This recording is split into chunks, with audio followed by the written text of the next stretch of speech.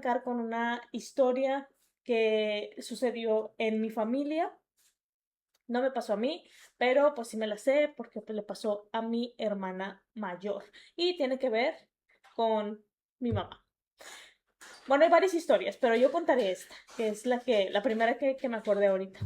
En una ocasión, hace muchos ayeres, cuando mi hermana mayor era una niña, ella en las mañanas solía de repente se estaba pues en su cama y ya que mi papá se iba a trabajar, ella se acostaba, si se despertaba, se acostaba en la cama de mis papás. Entonces ella se levanta, va y se acuesta y pues ahí como que se acomoda. En aquellos años, todavía hace tantos ayeres, era cuando se iba a comprar la leche a un establecimiento, que ibas todas las mañanas a comprar tu botecito de leche y cosas así. Entonces mi mamá salía muy temprano a comprar la leche y en Ciudad de México, al menos hace tiempo, las mañanas eran muy frías, o sea, independientemente de la, del- la época del año, las mañanas eran frescas. Y bueno, pues mientras más invierno o así fuera, pues más frío hacía. En esa ocasión, mi hermana dice que ella estaba acostada y que de repente sintió como alguien se empezó a acostar y bueno, pues se acostó al lado de ella. Mi hermana pensó que era mi mamá porque era la hora en la que mi mamá solía regresar de ir a comprar la leche y pues ella así de espaldas, sin voltear a verla, de espaldas, estiró la mano para tocarle la mano, tocarle el brazo a mi mamá. Después empieza a tocarle por aquí y sintió la piel helada, o sea, fríísima. Ella asumió que era porque afuera hacía mucho frío y pues no le dio importancia. Pero entonces después va deslizando su mano hacia la mano de mi mamá o de mi mamá. Y ya que llega a pues, la parte de los dedos, dice que los dedos eran muy delgados y largos. Y aparte, lo peor de todo es que tenía las uñas muy largas. Entonces, pues que ella en cuanto empezó a tocar las uñas gigantescas, básicamente, dice que le entró mucho miedo y pues quitó la mano de volada y casi se hizo bolita lo más que pudo y ya en ese punto, pues ella ya sabía que la persona o la persona al lado de ella no era mi mamá y tal vez ni siquiera era alguien vivo. Unos pocos segundos después se escuchó el ruido de la puerta, de que abrieron la puerta y pues mi mamá entró ya al cuarto y se acostó ahí en la cama. Pero cuando mi mamá se acostó, mi mamá real se acostó en la cama, ya la otra entidad ya no estaba ahí. Entonces, pues esa historia quedó ahí entre una de las muchas historias que se platica en mi familia.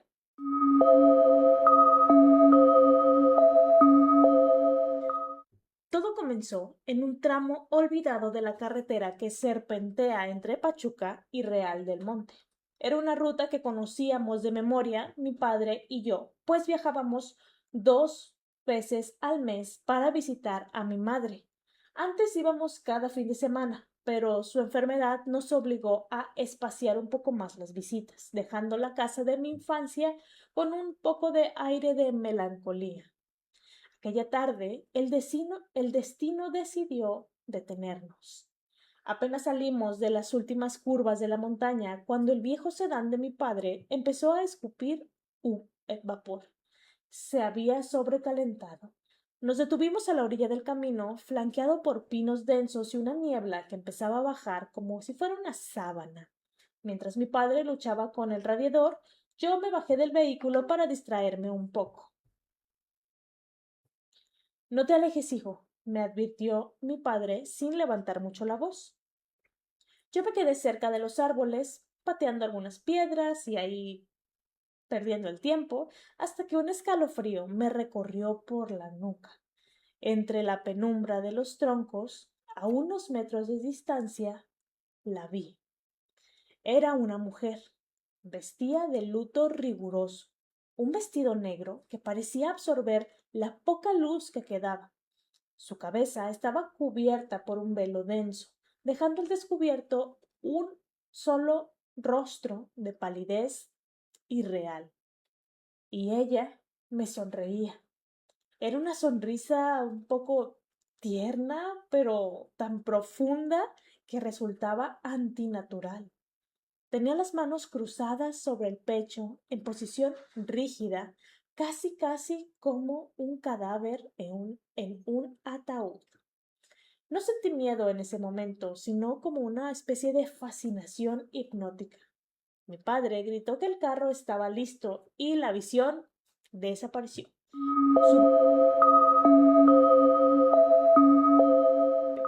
Subí al auto y nos alejamos, dejando atrás aquella figura estática entre la maleza. Pero ella no se quedó atrás. 2 noches después, en nuestra casa en Ciudad de México, me despertó una sensación de pesadez. Al mirar hacia la ventana, mi corazón se detuvo, pues ahí, bajo el farol de la calle, estaba ella otra vez, la misma mujer de negro, con el velo moviéndose apenas con el viento, regalándome esa misma sonrisa. La vi la noche siguiente y la siguiente, siempre ahí, ganando terreno, acercándose cada vez más hacia mi hogar. El clímax llegó una semana después. Un grito desgarrador de mi padre me arrancó del sueño. Minutos más tarde entró a mi cuarto con el rostro desencajado y la mirada perdida. Me dijo que nos teníamos que ir, que no hiciera preguntas de nada, y nos refugiamos en casa de unos amigos esa misma madrugada. Años después, mi padre me confesó lo que vio.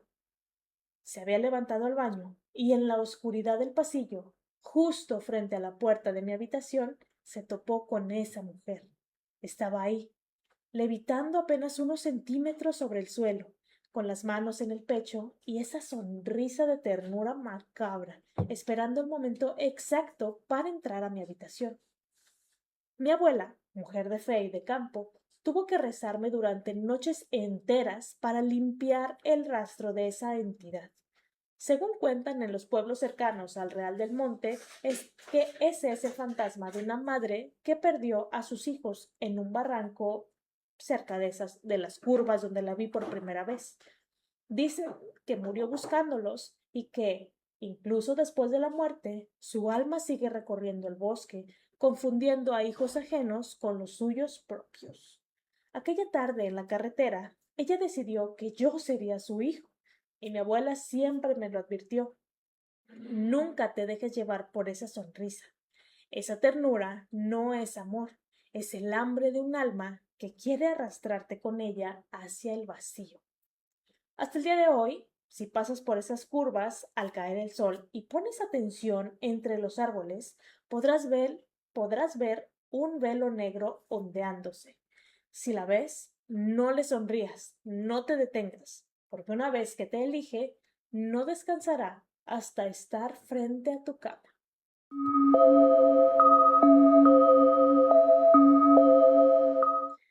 La tragedia marcó mi vida cuando apenas tenía 10 años.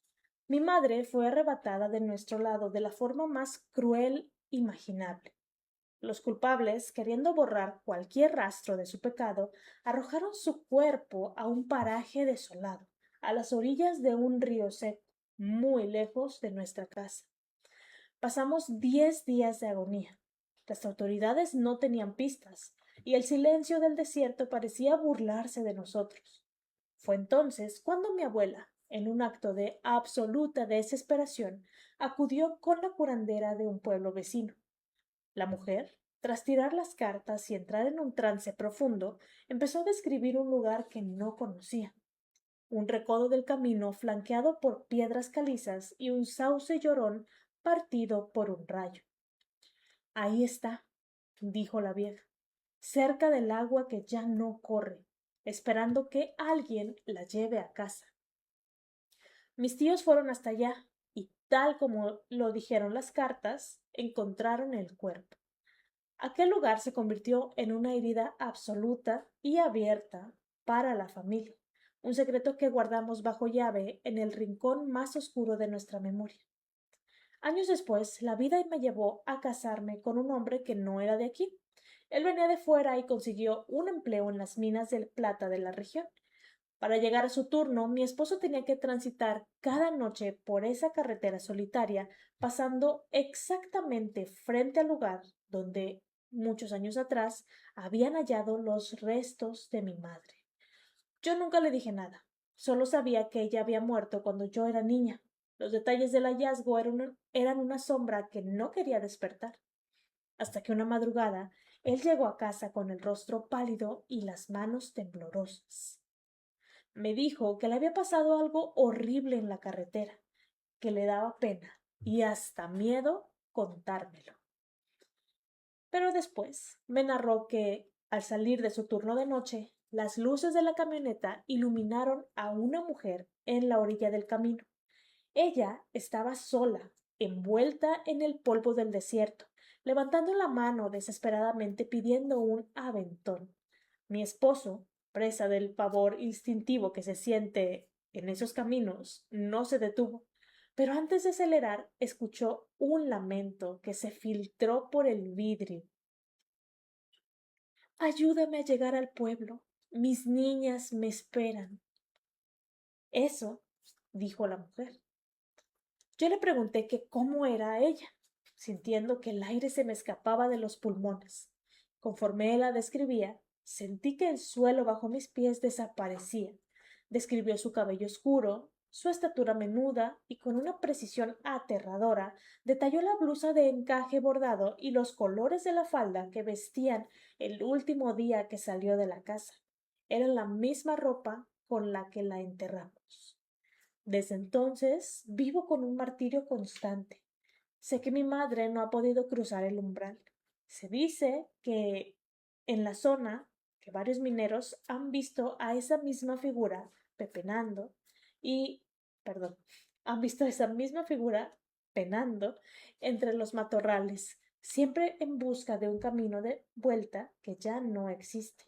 Y me desgarra el alma saber que, aunque su cuerpo descansa en un panteón, su espíritu sigue vagando por esa carretera maldita, intentando desesperadamente regresar para proteger a sus tres pequeñas hijas.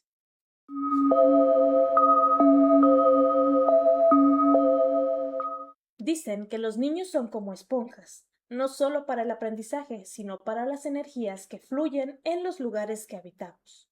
Yo tenía unos 7 u 8 años cuando vivimos en un departamento de la Unidad Tlatelolco, en Ciudad de México.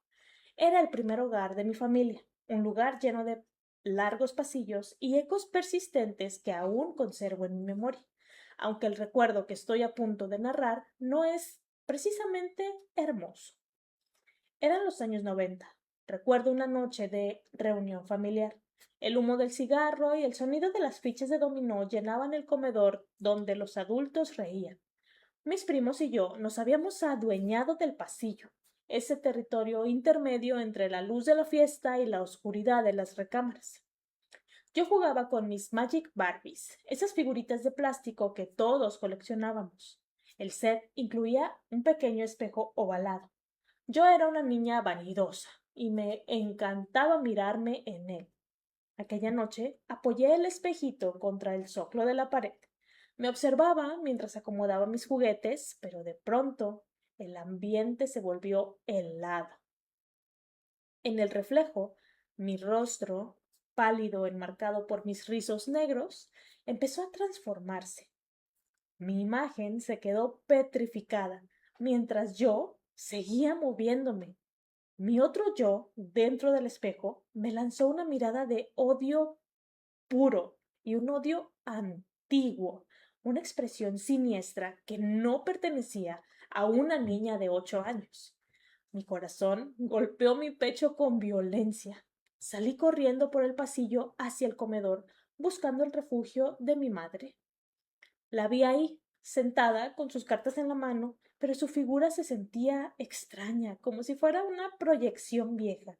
Me aferré a ella, gritándole que mi reflejo se había quedado quieto y me estaba mirando feo. En el mundo real, una madre te abrazaría y te diría que no pasa nada, que es solo tu imaginación. Pero en ese sueño, que se repetiría durante años, mi madre ni siquiera me miraba.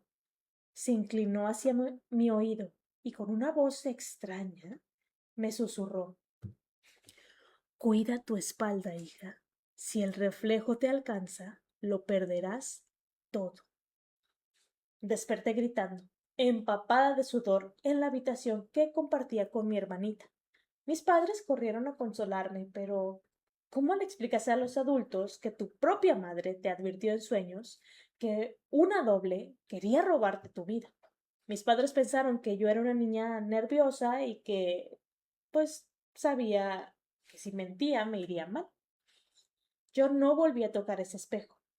Durante años las pesadillas continuaron. Veía brujas de pies flotantes acechando la ventana, puertas que no cerraban bien y había una figura ahí parada y algo maligno que estaba detrás de todo. Ya de adulta intenté olvidarlo, hasta que un día, en una charla en la mesa, mi madre me hizo una confesión que me heló la sangre. Me contó que ella siempre tuvo la capacidad de ver otros planos, de hablar con los que recién habían muerto o estaban por partir. En ese momento entendí que no fue solo una pesadilla, era una herencia, esa sensibilidad, ese don que a veces se siente como una maldición, corría por mis venas. Hoy mi madre ya no está, al menos no está en este plano, para consolarme si vuelvo a despertar gritando, pero guardo su advertencia como un amuleto. Hasta el día de hoy, el reflejo todavía no me alcanza, pero sigo evitando mirar de más en los espejos, sobre todo en la oscuridad, recordando que siempre, del otro lado, hay alguien en espera del momento exacto para cruzar y ocupar mi lugar.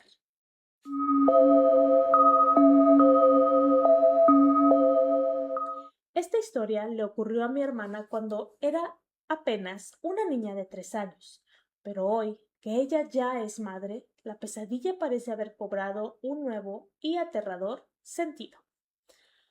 Todo sucedió un 10 de mayo. En las escuelas de México, el Día de las Madres es sagrado.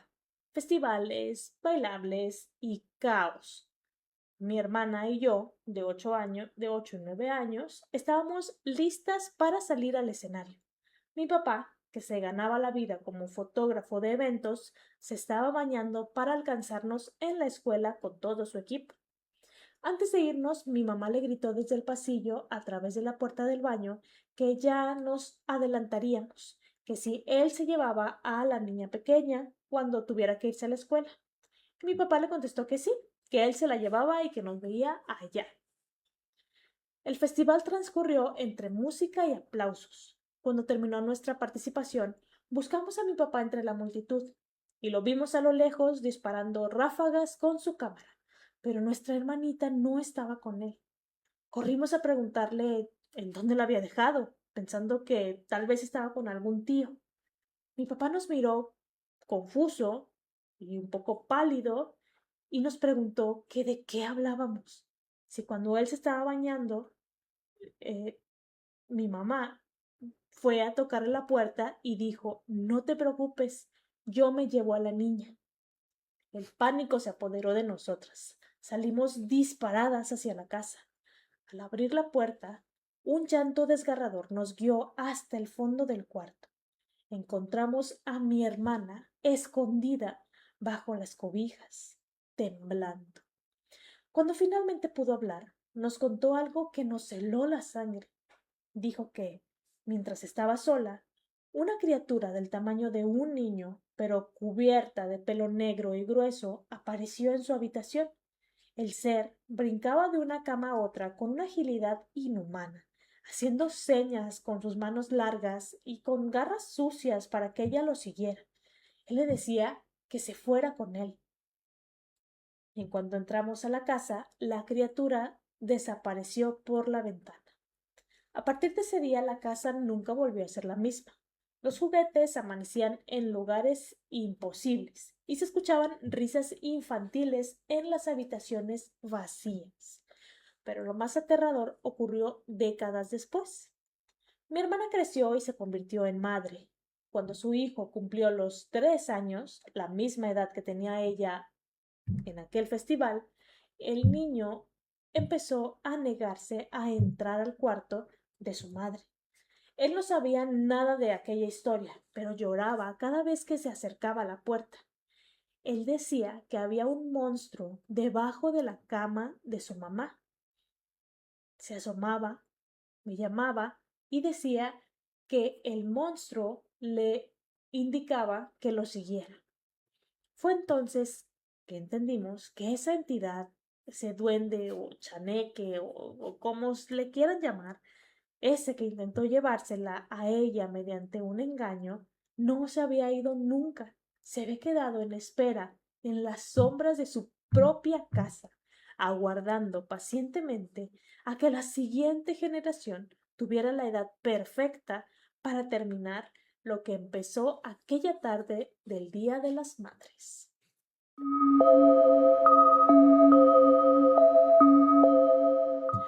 No hay nada más aterrador que las palabras de un niño que aún no sabe mentir.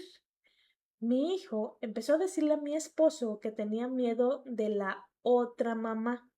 Decía que ella se aparecía cuando yo no estaba en casa, escondida siempre en las habitaciones donde la luz estaba apagada. Decía que se parecía a mí, pero que era fea, que tenía la cara rota y que le daba mucho miedo mirarla a los ojos. Mi esposo revisaba cada rincón, cada closet, pero solo encontraba la oscuridad. Mi hijo insistía que esa otra mamá a veces dejaba de tener una forma humana para convertirse en una sombra, en una silueta oscura que se deslizaba a una velocidad imposible por los techos y las esquinas de la casa. Lo más escalofriante es que a veces cuando llego a casa y entro a una habitación vacía, siento por un segundo que hay alguien más ahí, observándome, imitando mis movimientos, esperando que apague la luz para reclamar su lugar como la única madre en esta casa.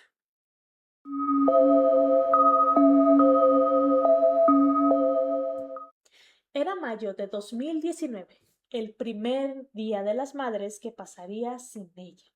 Saliendo de la universidad, en una tarde gris, caminaba por una calle solitaria de esas que parecen no tener salida. Vi a un hombre en dirección contraria, y su mirada era algo turbia. Cuando cruzó la calle directamente hacia mí y metió una mano bajo su sudadera, supe que estaba en peligro. El metal de una navaja brilló bajo la luz del farol. Entré en pánico y en un acto de fe ciega cerré los ojos y susurré: Mamá, por favor, no me dejes sola ahora. Lo que pasó después desafía cualquier lógica. El tipo se detuvo en seco. Sus ojos ya no estaban fijos en mí, sino en algo que estaba justo detrás de mi hombro. Su rostro se transformó y la maldad fue reemplazada por un pavor absoluto. Dio un paso atrás, luego otro. Se dio la media vuelta y corrió como si el mismísimo diablo lo persiguiera. Yo me quedé ahí, temblando, hasta que un aroma familiar me envolvió por completo. No era el olor de la calle, ni de las flores que yo llevaba. Era el perfume de rosas y sándalo que mi madre usó cada día de su vida. Ella no me había dejado sola. Ese día, el amor de mi madre fue más fuerte que el acero.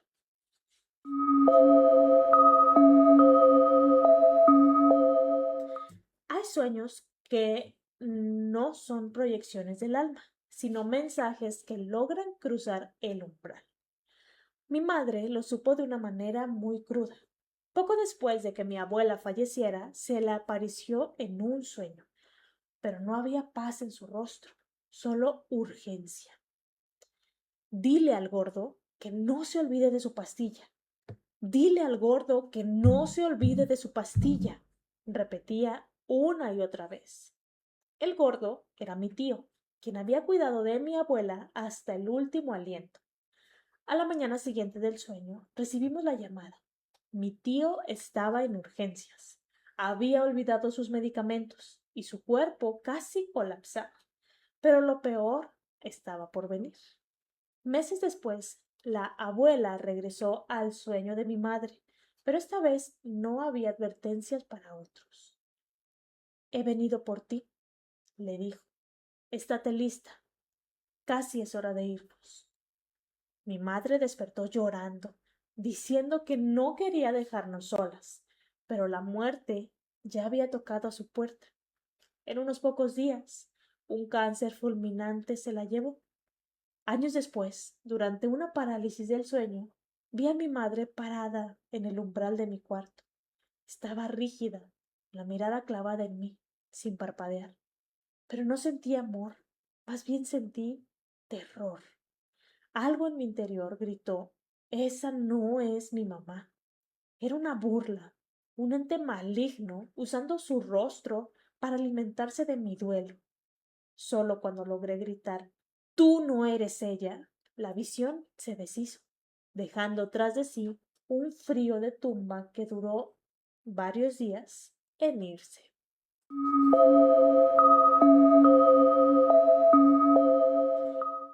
Escribo esto con ella sobre mis piernas. Siento que puedo hacerlo porque, de alguna forma, ella me ha dado el permiso. Comparto esto porque sé que aquí no hay burlas, a diferencia de otros que quisieron comprar mi muñeca solo para exhibirla como una atracción de feria. Hay gente que no entiende que hay verdades que no tienen precio. Mi historia nace de la muerte. Mi madre era mi único refugio. Yo siempre fui diferente, alguien a quien le costaba encajar desde preescolar. Mis amistades se cuentan con los dedos de una mano, y todas terminaron en el olvido. Mi madre era la única que no me juzgaba, la única que se quedó cuando los demás se fueron. Cuando ella falleció, en octubre de 2023, me quedé en la orilla del abismo. Tenía 35 años, pero me sentía de 100. La soledad era un concepto. Perdón, la soledad no era un concepto. Era un vacío físico que me llenaba la panza y me impedía comer. Una noche, desesperada, caminé media hora hasta el panteón bajo la luna fría. Me arrodillé en su tumba y le supliqué que no me dejara sola, que volviera, como sea, pero que volviera. Poco después, me despertó el ladrido de los perros del velador. Salí corriendo, pero sentí que los ladridos me perseguían, no en la distancia, sino justo detrás de mí, como si me escoltaran hasta llegar a mi casa. Al llegar, me puse una bata vieja para recuperar el olor y me hice un café. De pronto, tocaron a la puerta. Eran horas de la madrugada. Al abrir no había nadie, solo un viento helado que pareció empujarme hacia adentro. Esa noche supe que no estaba sola.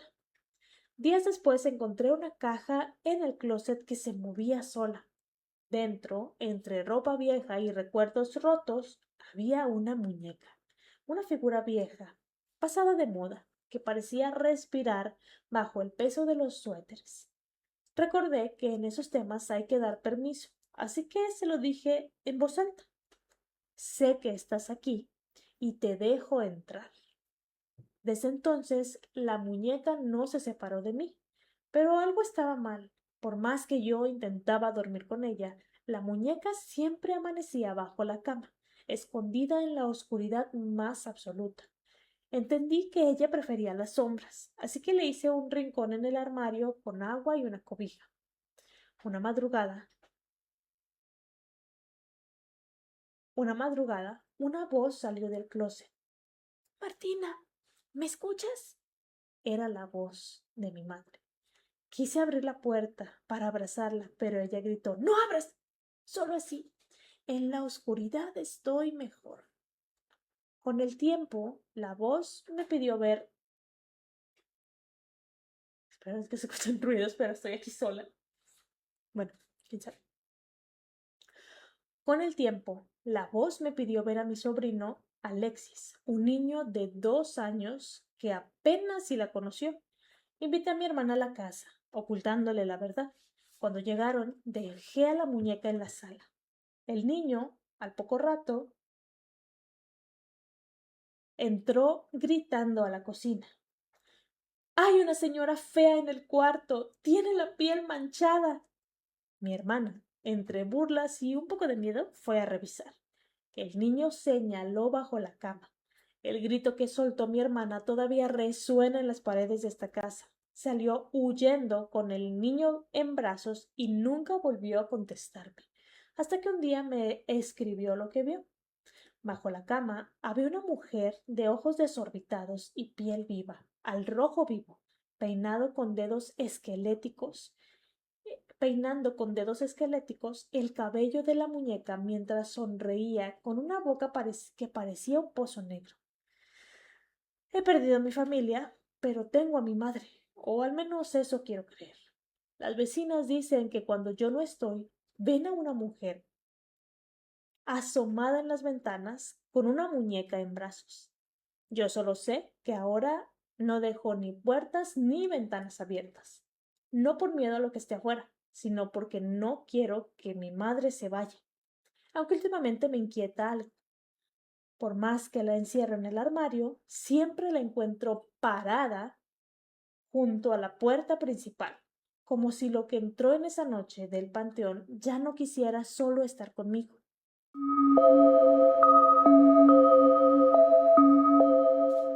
Esta historia fue enviada por América Raquel Mancha. Me la mandó acá directamente a Facebook y pues la compartimos con mucho gusto y la historia dice así. Gracias a Dios que aún tengo a mi mamá viva, pero me han pasado dos situaciones extrañas.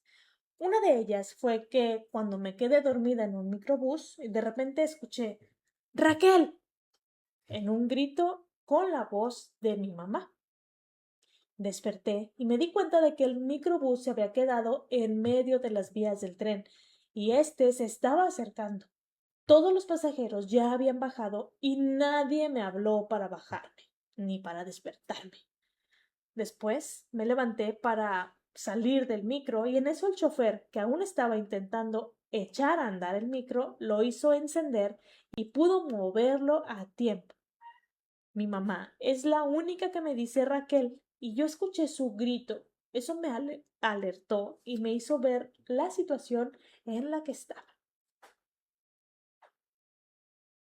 Otra experiencia fue que una noche no podía dormir. Tenía insomnio. Sentía como una vibra extraña en la recámara. Bajé por agua y me dije que todo estaba bien. Me acosté de nuevo y sentí la mano de mi mamá en el rostro. O sea, mm, como que cuando te acaricia. Y escuché su voz, pero no recuerdo qué dijo. Incluso hasta escuché su forma de pisar. Y al despertar un poco somnolienta, percibí su aroma. Me quedé extrañada y pues sí dije como, "Achis", se sintió muy real. Pero bueno, me volví a dormir. En la mañana, cuando le conté a mi esposo lo que había sucedido, me dijo que las mamás siempre nos cuidan de alguna forma. Estas son dos experiencias, pero mi mamá sigue viva y espero que así sea por muchos años más.